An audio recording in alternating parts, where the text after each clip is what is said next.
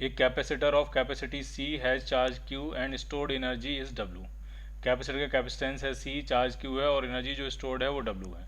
अब अगर चार्ज को हम 2Q कर दें तो एनर्जी कितनी स्टोर हो जाएगी? तो चार्ज और कैपेसिटेंस के टर्म्स में जो एनर्जी का फॉर्मूला होता है वो होता है आपका Q²/2C। ये एनर्जी स्टोर होती है। जनरली हम इसको U से रिप्रेजेंट करते हैं, बट इस क्वेश्चन में W कह रहे हैं तो W से रिप्रेजेंट करेंगे। अब यहाँ से देखिए एकदम साफ पता लग रहा है कि अगर आप चार्ज को डबल करोगे तो जो एनर्जी स्टोर्ड है वो ऑब्वियसली 4 टाइम्स हो जाएगी। So your answer is C part. The capacity and the energy stored in a charge parallel plate condenser with air between its plates are respectively C0 and W0। अगर दोनों plates के बीच में air है तो capacitance है उसका C0 और जो एनर्जी स्टोर है वो है W0। ठीक, उसके बाद कह रहे हैं अगर एयर को हमने ग्लास से रिप्लेस किया जिसका डाइलेक्ट्रिक कांस्टेंट 5 था तो कैपेसिटी और एनर्जी स्टोर्ड पे क्या फ़र्क पड़ेगा? जो कैपेसिटर है वो पहले से चार्ज था आपका, तो जैसे ही आपने 5 का डाइलेक्ट्रिक इंसर्ट किया तो जो कैपेसिटेंस होगा वो तो 5C0 हो जाएगा, सिंपल। अब एनर्जी का फॉर्मूला सोचते हैं, तो एनर्जी का फॉर्मूला होगा Q²/2C। ये फॉर्मूला मैंने इसलिए लगाया क्योंकि कैपेसिटर पहले से चार्ज है और वो कहीं किसी बैटरी से कनेक्टेड नहीं है, तो जब आप उसके अंदर डाइलेक्ट्रिक भी इंसर्ट करोगे तब भी चार्ज पे कोई फर्क नहीं आएगा। ये बात समझ लेनी है। दो तरह के क्वेश्चंस होते हैं, एक तरह के क्वेश्चंस वो होते हैं जिसमें कैपेसिटर चार्ज होता है और बैटरी से अलग है। अब अगर इसके अंदर आप एक डाइलेक्ट्रिक की स्लैब अगर आप इंसर्ट करोगे तो इसका कैपेसिटेंस बढ़ जाएगा, इलेक्ट्रिक फील्ड और पोटेंशियल पे फर्क पड़ेगा, लेकिन इस पर जो चार्ज स्टोर है उसमें कोई चेंज नहीं आएगा क्योंकि चार्ज सप्लाई करने वाली यूनिट उसके साथ नहीं लगी है। तो इस तरह की सिचुएशन में जो चार्ज होता है वो कांस्टेंट रहता है। क्लियर? और दूसरी सिचुएशन वो होती हैं जिसमें बैटरी कनेक्टेड होती है और उसके बाद आप इसमें कुछ चार्ज स्टोर होता है, बैटरी पहले से कनेक्टेड है और अब आप इसमें डाइलेक्ट्रिक स्लैब इंसर्ट करते हो, तो इसमें क्या होगा, कैपेसिटेंस आपका बढ़ जाता है, ठीक है, और जो चार्ज होगा वो भी बढ़ जाएगा क्योंकि बैटरी सप्लाई, जो चार्ज सप्लाई करने की यूनिट है बैटरी, वो उसके साथ अटैच्ड है। लेकिन इसमें जो चीज़ कांस्टेंट रहती है वो होता है पोटेंशियल। उसमें जो पोटेंशियल है वो कांस्टेंट रहता है क्योंकि बैटरी आपने कनेक्ट करी हुई है।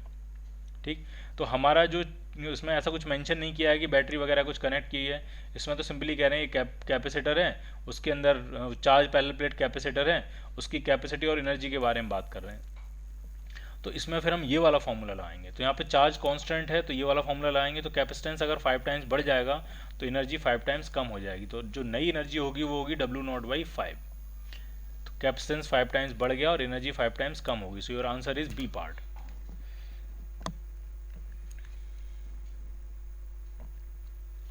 एक capacitor of capacity C is connected with a battery of potential V। जैसे इस क्वेश्चन में साफ मेंशन किया है कि कैपेसिटर को बैटरी से कनेक्ट करके रखा गया।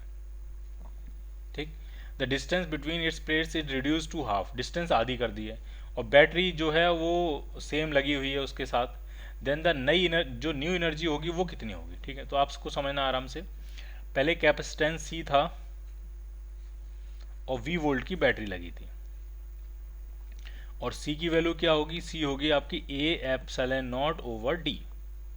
और कितनी एनर्जी स्टोर होगी पहले? तो वो हो जाएगी हाफ CV²। ये इनिशियल एनर्जी स्टोर होगी पहले वाली।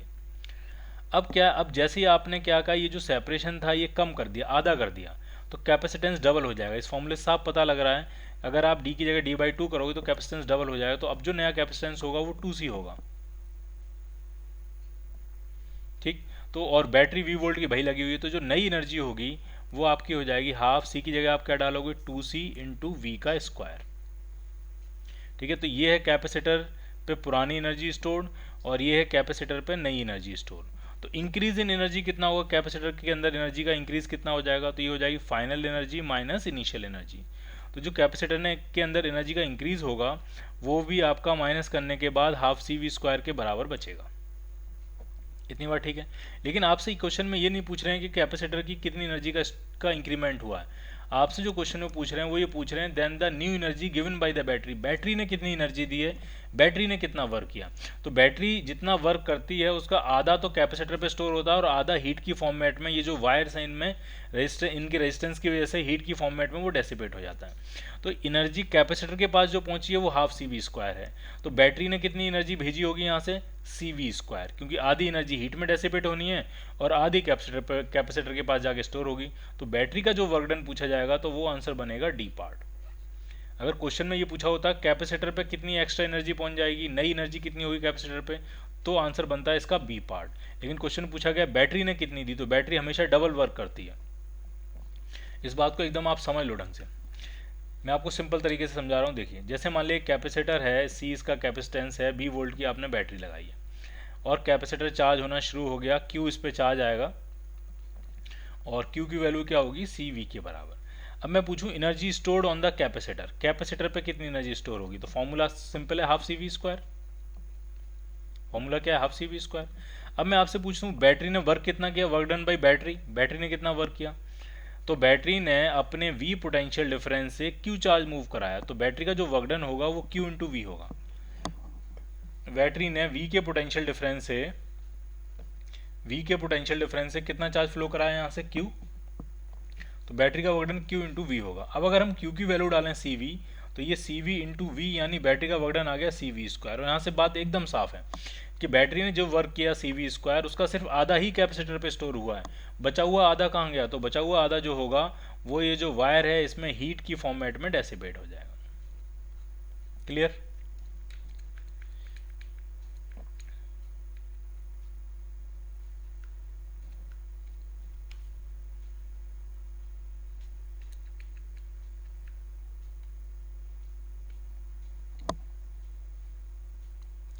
A charged capacitor when filled with the dielectric constant K is equal to 3 has charge Q naught, potential V naught and electric field E naught। ठीक है, एक चार्ज कैपेसिटर है और उस पर चार्ज कितना है, Q नॉट, और पोटेंशियल है V नॉट, इलेक्ट्रिक फील्ड है E नॉट। ठीक है, अब उस डाइलेक्ट्रिक को रिप्लेस करके हमने नया डाइलेक्ट्रिक डाल दिया 9 का, तो नई वैल्यूज पूछ रहे हैं। ठीक है, अब बैटरी अगर कनेक्टेड नहीं है, पहले से चार्ज कैपेसिटर बैटरी कनेक्टेड नहीं है, तो आप कोई सा डाइलेक्ट्रिक हटाओ और कोई सा डाइलेक्ट्रिक डालो, चार्ज में कोई फर्क नहीं पड़ेगा, तो चार्ज तो Q नॉट ही रहेगा। ठीक, यानी चार्ज उस पर रहेगा, Q नॉट ही रहेगा। अब जरा हम कैपेसिटेंस की बात कर लेते हैं। तो पहले मान लिया 3 का डाइलेक्ट्रिक कांस्टेंट था, अब आपने 9 का डाल दिया, तो डाइलेक्ट्रिक कांस्टेंट 3 गुना हो गया, तो कैपेसिटेंस भी कितने गुना हो जाएगा, 3 गुना। तो पहले अगर कैपेसिटेंस सी नॉट था, पुराना कैपेसिटेंस अगर मैं सी नॉट मानूँ, तो नया कैपेसिटेंस हो जाएगा 3 सी नॉट। पोटेंशियल हम इसी से निकालेंगे, पुराना पोटेंशियल था वी नॉट, वी होगा Q by C, Q naught by C naught. अब ये जो चार्ज है इस पर तो कोई फर्क पड़ा नहीं, बट कैपेसिटेंस आपका 3 गुना हो गया। तो जब आप कैप का कैपेसिटेंस 3 गुना हो जाएगा तो पोटेंशियल 1/3 हो जाएगा, तो नया जो पोटेंशियल होगा वो होगा वी नॉट बाई 3, और पोटेंशियल भी अगर 1/3 हो जाएगा तो इलेक्ट्रिक फील्ड भी 1/3 हो जाएगा, और वो भी कितना हो जाएगा, ई नॉट बाई 3। कैसे? क्योंकि इलेक्ट्रिक फील्ड जो होता है वो V अपॉन डी के बराबर होता है, डी है सेपरेशन बिटवीन द प्लेट्स, यहाँ तो कोई चेंज हुआ नहीं, और पोटेंशियल आपका कम हो गया, 1/3 हो गया, तो इलेक्ट्रिक फील्ड भी क्या हो जाएगा आपका, 1/3 हो जाएगा। सो your answer is D part. अब इसी क्वेश्चंस के आंसर चेंज हो जाते अगर उसमें बैटरी कनेक्टेड होती।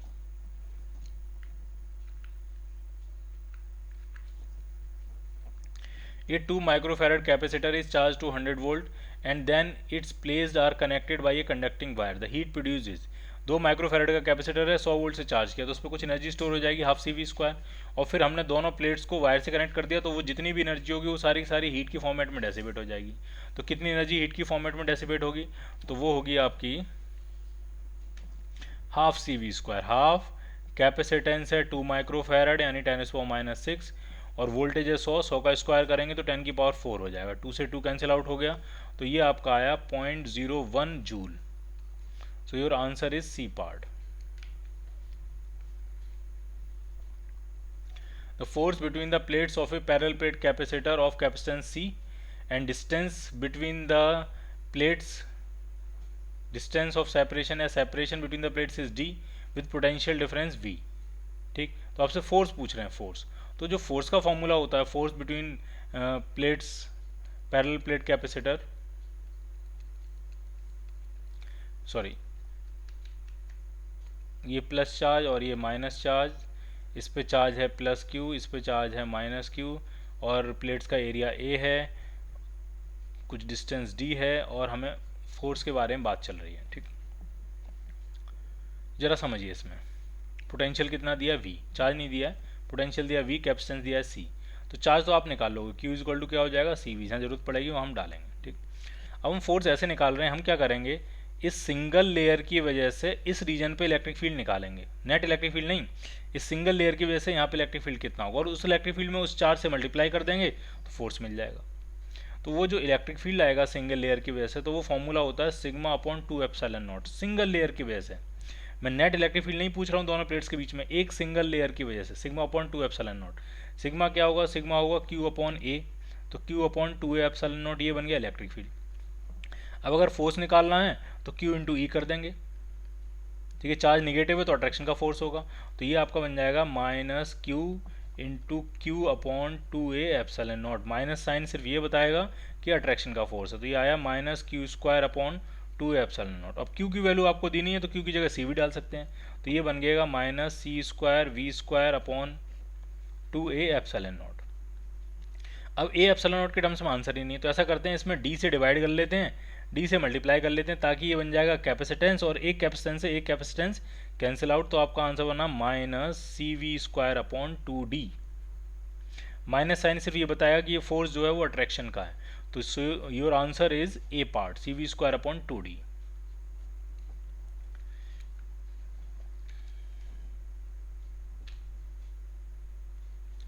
A parallel plate air capacitor is charged to a potential difference V. After disconnecting the battery, distance between the plates of a capacitor is increased using an insulating handle. ठीक है, V volt से हमने उसको charge कर लिया, फिर battery हटा दी, disconnecting the battery साफ मेंशन किया, उसके बाद सेपरेशन हम जो है वो बढ़ा रहे हैं, तो पोटेंशियल डिफरेंस पे क्या फ़र्क पड़ेगा, ढंग से समझना है। जब आपने बैटरी कनेक्ट करके हटा दी तो इसका मतलब चार्ज अब कांस्टेंट रहेगा, चार्ज सेम रहेगा, और सेपरेशन अगर बढ़ेगा तो कैपेसिटेंस कम हो जाएगा। A epsilon not over D, separation आपका बढ़ रहा है तो कैपेसिटेंस कम हो जाएगा, और पोटेंशियल जो होता है वो होता है Q by C. Capacitance potential जो होता है वो होता है क्यू बाई सी, और कैपेसिटेंस कम हो रहा है तो पोटेंशियल बढ़ेगा, so potential will increase, potential difference between the plates will increase, potential energy भी बढ़ेगी, और ये जो एनर्जी होगी वो work done by external agent होगी, जो कि प्लेट्स को दूर करने में आपने पर्सन एक्सटर्नल एजेंट ने जो काम किया होगा प्लेट्स को खींच के दूर करने में, उसने जितना वर्क किया होगा वही increase in potential energy of the capacitor हो जाएगी। ए वेरिएबल कंडेंसर, कंडेंसर मतलब capacitor, is permanently connected to a 100 volt battery if the capacity is changed from 2 microfarad to 10 microfarad, then change in energy is equal to, कितनी energy में change आएगा वो पूछ रहे हैं, तो एनर्जी जो होगी, चेंज इन एनर्जी होगी final minus initial. Final energy कितनी होगी, तो हाफ, कैपेसिटेंस कितना है 10 माइक्रोफेरेड, फाइनल कैपेसिटेंस 10⁻⁻⁶, और पोटेंशियल है 100 का स्क्वायर 10 की पावर 4, ये फाइनल एनर्जी हो जाएगी कैपेसिटर की, माइनस इनिशियल एनर्जी कितनी होगी, तो हाफ सी इनिशियल कितना था 2 माइक्रोफेरेड इंटू 10 की पावर 4, तो ये होगा आपका चेंज इन एनर्जी। तो देखते हैं ये कितना आने वाला है, तो ये 10 की पावर -6 और 4, तो 10 की पावर -2 बचा, 10 की पावर -6 और 4 10 की पावर -2 बचा, यहाँ 2 से 2 कैंसिल आउट हो गया, यहाँ ये 2 से कैंसिल करेंगे 5 - 1 4 इंटू 10 की पावर -2 जूल, ये होगी change in energy. So your answer is D part.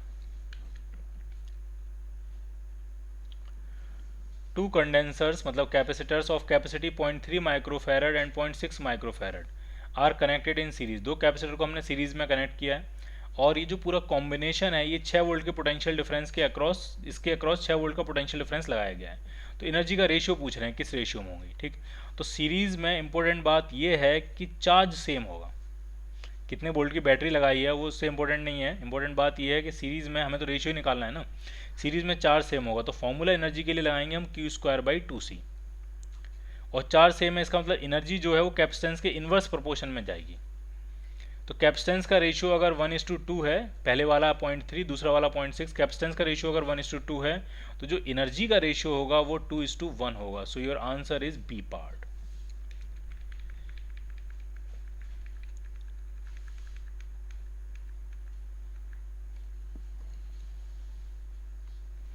In the adjoining figure, 4 capacitors are connected with their respective capacities and potential difference applied. 4, 4, 20 और 12 और 300 वोल्ट की 300 वोल्ट की बैटरी हमने potential difference apply कर दिया है।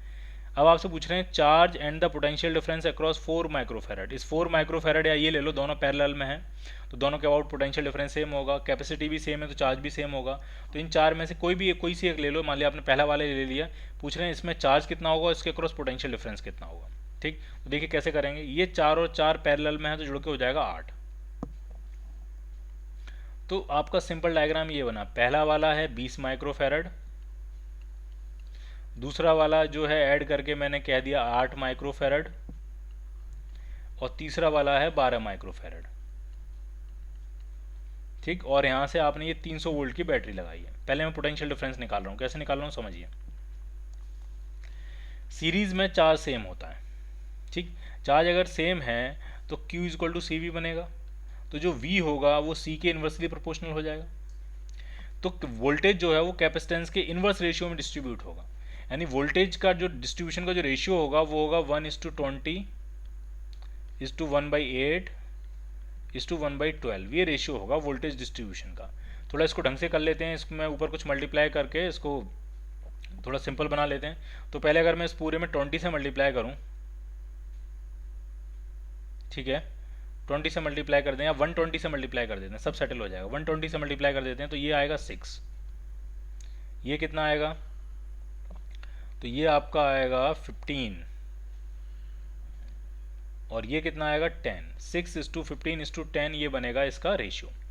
अब आपको चाहिए बीच वाले के क्रॉस पोटेंशियल डिफरेंस चाहिए, तो आपके पास 300 वोल्ट पोटेंशियल डिफरेंस है और उसको 6, 15 और 10 के रेशियो में डिवाइड करना है, और बीच वाले के पास कितना पोटेंशियल आएगा वो आपको मेजर करना है। तो वो आ जाएगा 15 अपॉन इन सबका सम बना 31 इंटू टोटल पोटेंशियल 300। तो जब आप इसको डिवाइड करोगे तो अराउंड 150 से थोड़ा सा कम आएगा, 150 नहीं आएगा, 150 से थोड़ा सा कम आएगा। तो 150 से थोड़ा सा कम सिर्फ एक ही आंसर है, 145 वोल्ट। तो आपका आंसर बनेगा डी पार्ट। ठीक, अब चार्ज कितना आएगा, चार्ज तो इस 8 माइक्रोफेरेड के अबाउट पोटेंशियल तो आपको पता लग गया 145 वोल्ट। तो 145 वोल्ट पैरेलल में दोनों के अबाउट सेम ही होगा, 145 वोल्ट इसके अबाउट भी होगा, 145 वोल्ट इसके अबाउट भी होगा। तो इस 4 माइक्रोफेरेड पे कितना चार्ज आएगा, तो इसके लिए अलग से सेटल कर लेते हैं। Q equal to C V, capacitance है 4 माइक्रोफेरेड का और पोटेंशियल है 145 वोल्ट, तो आपके पास ही आ जाएगा 580 माइक्रो कूलाम, इतना चार्ज इसके ऊपर स्टोर हो जाएगा। सो your answer is D part.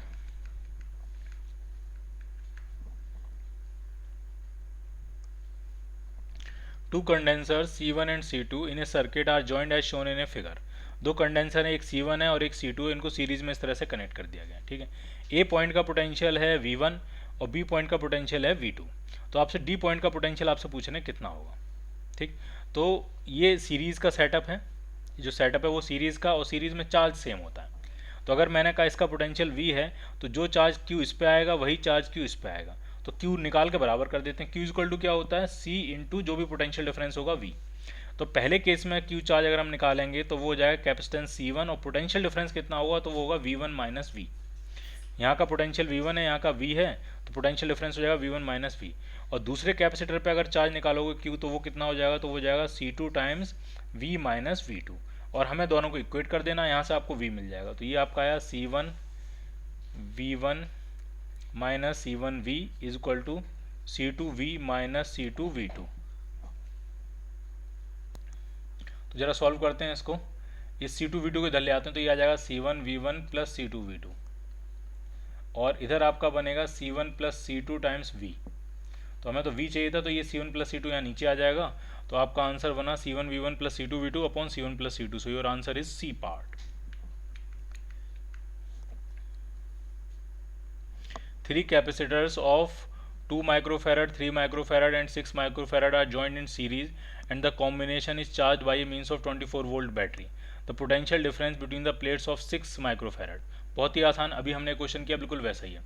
एक है 2 माइक्रोफेरड का, एक है 3 माइक्रोफेरड का और एक है 6 माइक्रोफेरड का, और इनके अक्रॉस हमने 24 वोल्ट की बैटरी लगा दी है।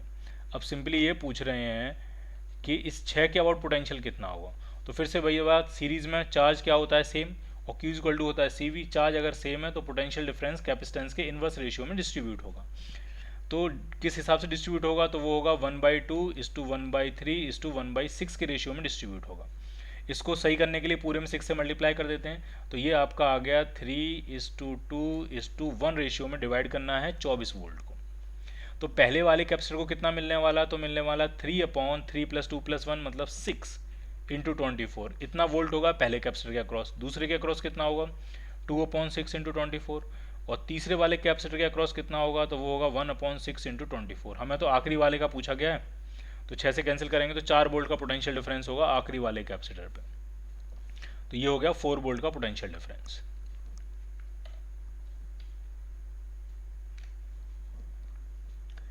इन the figure potential of plus 1200 volt is given to a point A point का पोटेंशियल दिया है प्लस 1200 वोल्ट और बी को अर्थ कर दिया, यानी बी का पोटेंशियल हो गया 0। What is the potential at point P point का पोटेंशियल पूछ रहे हैं। ठीक है, कैसे करेंगे समझिए। पहले ये दोनों पैरेलल में हैं तो इनको जोड़ के नेट बना लेते हैं, एक 4 और 2 6 माइक्रोफैरड हो जाएगा और डायग्राम दूसरा बना लेते हैं। ये पॉइंट ए का पोटेंशियल है 1200 वोल्ट, यहाँ लगा है एक 3 माइक्रोफैरड का कैपेसिटर, ये पॉइंट पी, और उसके बाद 4 और 2 पैरेलल में, तो ये बना आपका 6 माइक्रोफैरड का कैपेसिटर, और ये वाला पॉइंट हमने क्या कर दिया, अर्थ की अर्थिंग कर दिया।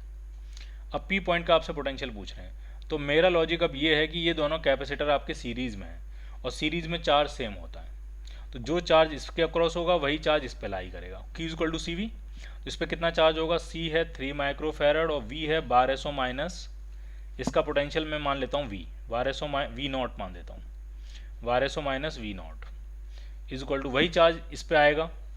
तो इसका कैपेसिटेंस कितना है 6 माइक्रोफैरड और इसके बाद पोटेंशियल डिफरेंस वी नॉट और यहाँ का 0 है तो वी नॉट माइनस 0।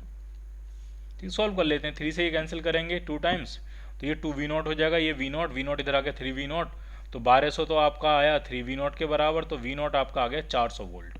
तो उस पॉइंट का पोटेंशियल होगा 400 volt. The charge on 4 microfarad capacitor in the given circuit is, 4 microfarad capacitor पे चार्ज पूछ रहे हैं कितना होगा। तो बहुत आसान है, कैसे करेंगे इसको, ये 1 और 5 ये 6 बन गया और 6 और 4 ये आपके किस में आ जाएंगे, सीरीज में। तो जोड़ नहीं रहे हैं, मैं एक नया डायग्राम बना रहा हूँ। ये 4 माइक्रोफैरड और ये दोनों का मिला के हो गया 6 माइक्रोफैरड। अब मैं आपसे ये पूछ रहा हूँ कि ये 4 और 6 इस पूरे यूनिट के अक्रॉस पोटेंशियल कितना है, तो वो 10 वोल्ट है। ये पूरी ब्रांच और ये पूरी ब्रांच, ये तीनों पैरेलल में, और पैरेलल में पोटेंशियल सेम होता है। तो इस ब्रांच के अक्रॉस अगर 10 वोल्ट का पोटेंशियल डिफरेंस है तो 3 माइक्रोफैरड के अक्रॉस भी 10 वोल्ट का पोटेंशियल डिफरेंस होगा और इस पूरी ब्रांच के अक्रॉस भी 10 वोल्ट का पोटेंशियल डिफरेंस होगा। तो मुझे 3 से कोई लेना देना नहीं, मैंने सिर्फ इसका ध्यान रख लिया है कि इसके अक्रॉस 10 वोल्ट का पोटेंशियल डिफरेंस होगा। अब आपसे चार्ज पूछ रहे हैं ठीक है, सीरीज में चार्ज सेम होता है, जो चार्ज इस पे आएगा वही चार्ज इस पे आएगा। तो मैं पोटेंशियल डिस्ट्रीब्यूट कर लेता हूँ या मैं डायरेक्ट भी कर सकता हूँ। कितना चार्ज आएगा, जो चार्ज इस पे आएगा वही चार्ज इस पे आएगा। तो मैं चलो पोटेंशियल डिस्ट्रीब्यूट कर लेता हूँ। सीरीज में चार्ज सेम है तो पोटेंशियल कैपेसिटेंस के इन्वर्स प्रोपोर्शन में जाएगा। कैपेसिटेंस का रेशियो 4:6 है तो पोटेंशियल का रेशियो 6:4 हो जाएगा। टोटल पोटेंशियल 10 वोल्ट है, 10 वोल्ट को 6 और 4 के रेशियो में डिवाइड करना है, तो पहला 6 वोल्ट होगा, दूसरा 4 वोल्ट होगा, एकदम सिंपल है। तो इसके बाद जो पोटेंशियल आया वो 6 वोल्ट आया और 4 माइक्रोफैरड का कैपेसिटर और 6 वोल्ट का पोटेंशियल, तो चार्ज कितना आ जाएगा, Q equal to C V. तो ये आपका आ गया 24 micro coulomb. So your answer is B part.